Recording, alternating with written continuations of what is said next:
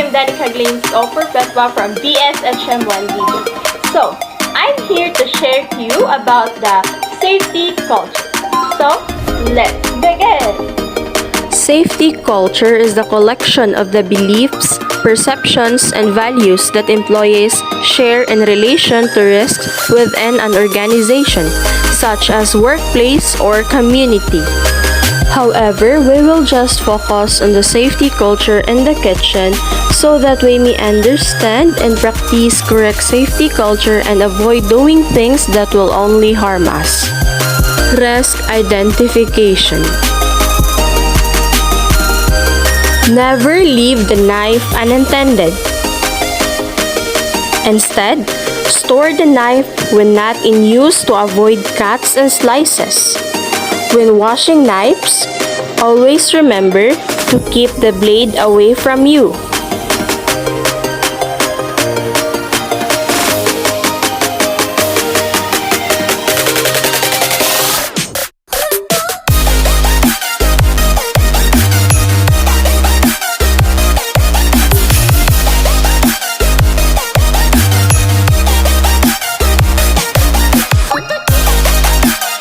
Don't store the knife together with a spoon and fork.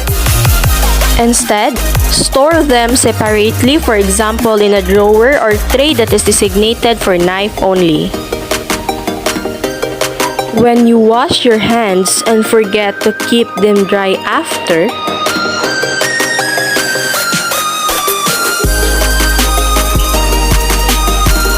never plug the wire in the appliances to avoid being electrocuted.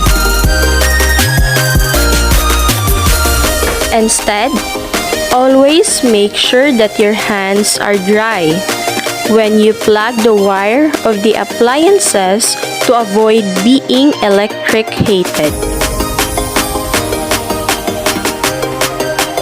Never attempt to access objects that are positioned at a high level by yourself, as the object may fall and hit you.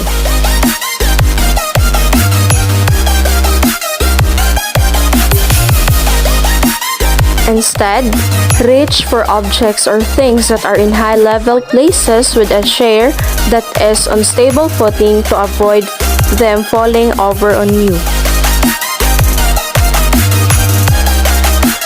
Keep flammable or light objects such as papers away from the stove, as they may ignite and cause a fire.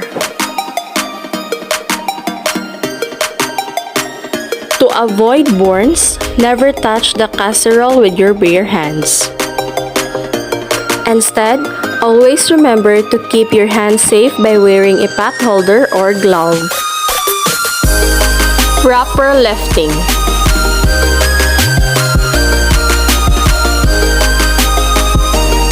When carrying large objects, avoid the stunts because it will cause back pain.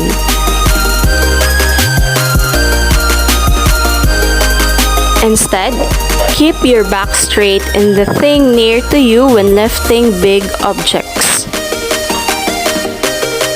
You avoid pulling a muscle in a strained neck by lifting properly, and it will always feel better to lift things correctly. Preventing slips, trips, and falls.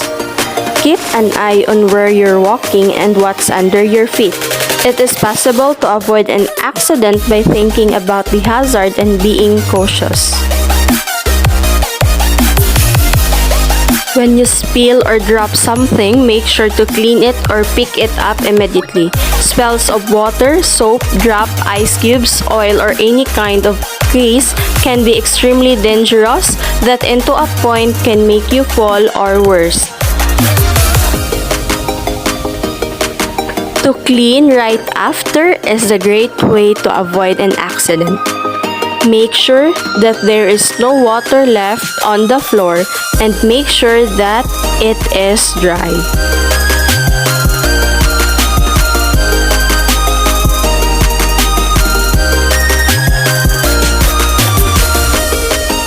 Trips.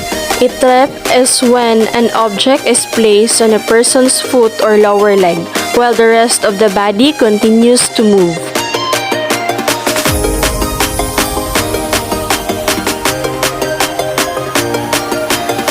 as you notice the cabinet is open, close it immediately to minimize bumping and possible injuries.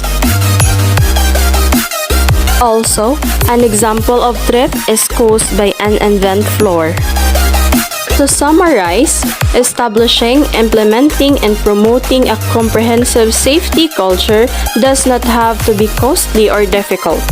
And it is one of the most beneficial things you can do for your company, your employees, and your visitors. However, we must remember that the only way to truly avoid accidents is to be trained to recognize hazards and to understand what constitutes proper food safety culture. And that's it. Those are some of the safety culture. Hope you learned something